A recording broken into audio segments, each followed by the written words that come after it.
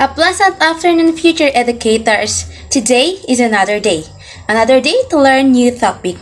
Before we dive into our discussion, allow us to introduce ourselves first. So I am Rihanna Emeritus, and together with my partner, Miss Carla Joy Celeste, will be your presenters in today's discussion entitled Beowulf, the Authurian Legend. So, let me ask you a question. Are you familiar with this topic? Or have you ever heard this story or epic poem all about? If yes, then good.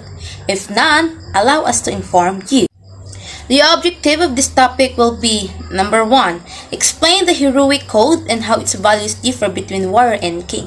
So in this topic, we will able to differentiate the difference of the two. Number 2, identify the characteristic or the key characteristic that make Beowulf an epic hero.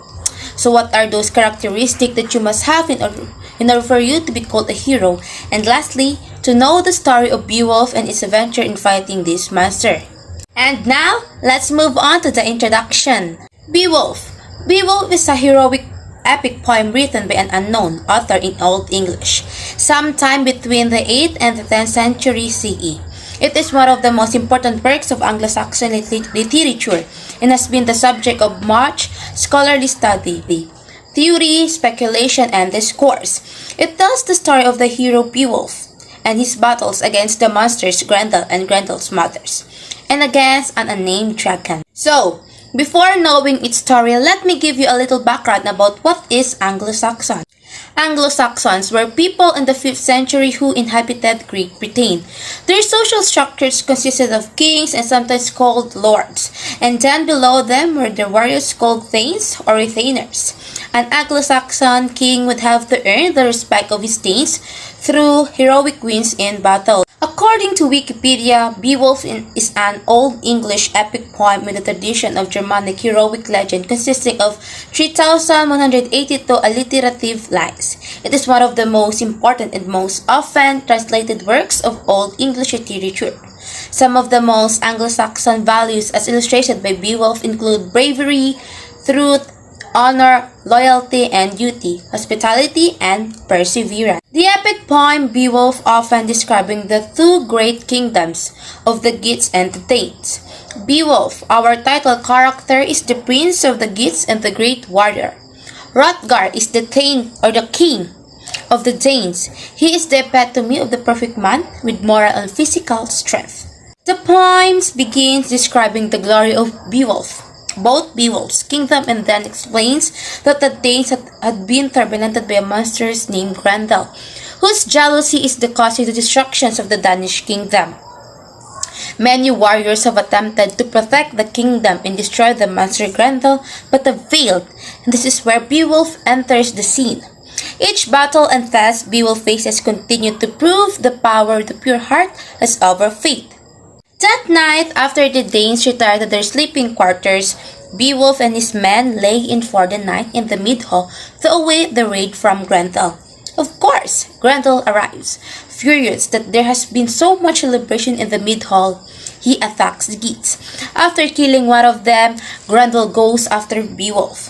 Beowulf has the strength of 30 men.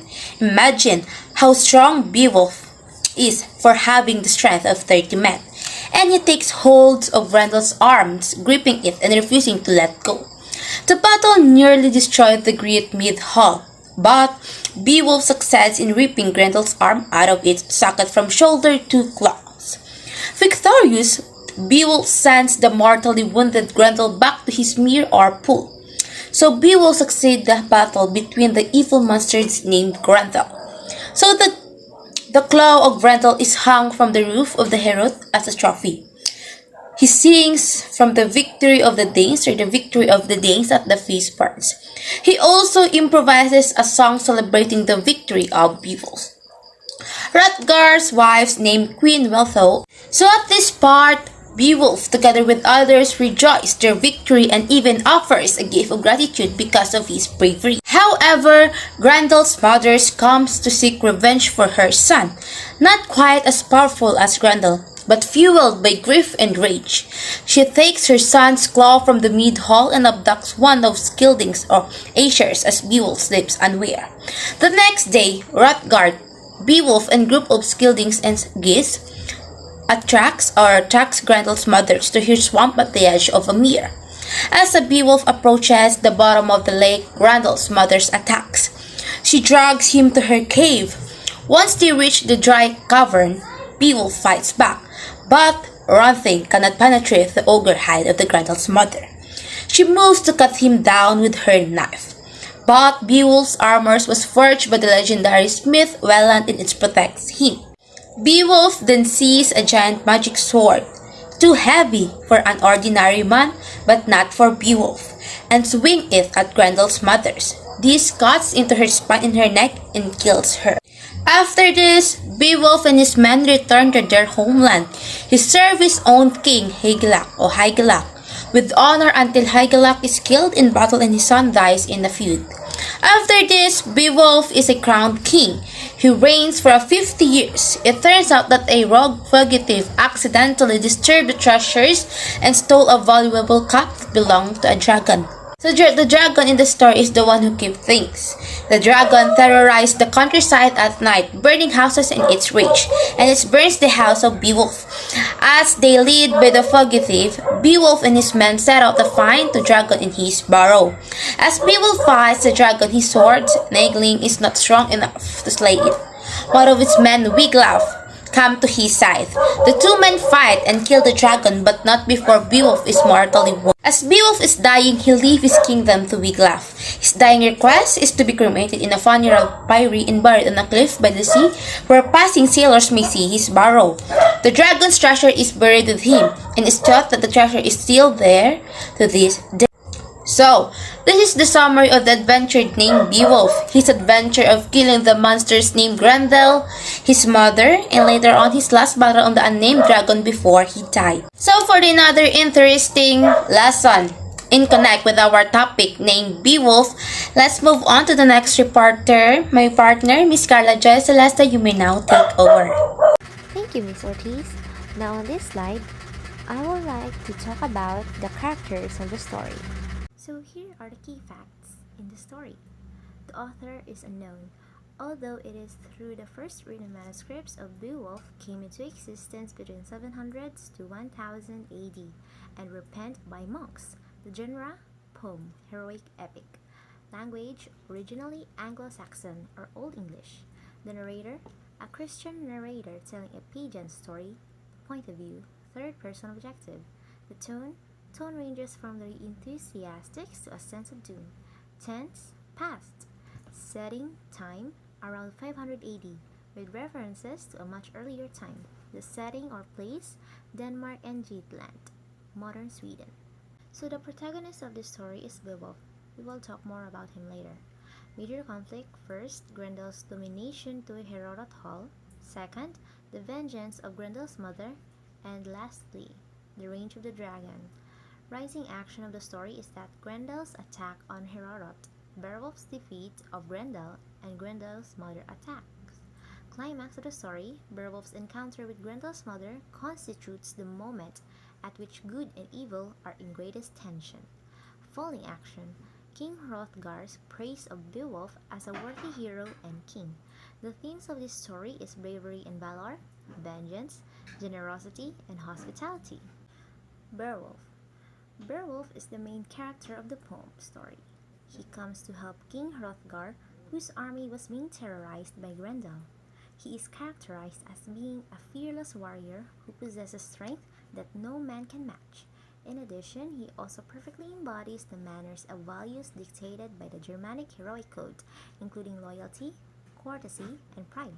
These particular characteristics make Beowulf one of the greatest heroes. King Hrothgar.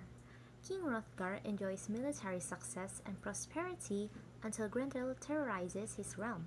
A wise and aged ruler, King Hrothgar represents a different kind of leadership from that exhibited by the youthful warrior Beowulf. He is a father figure of Beowulf and a model for the king of kings that Beowulf becomes. Grendel.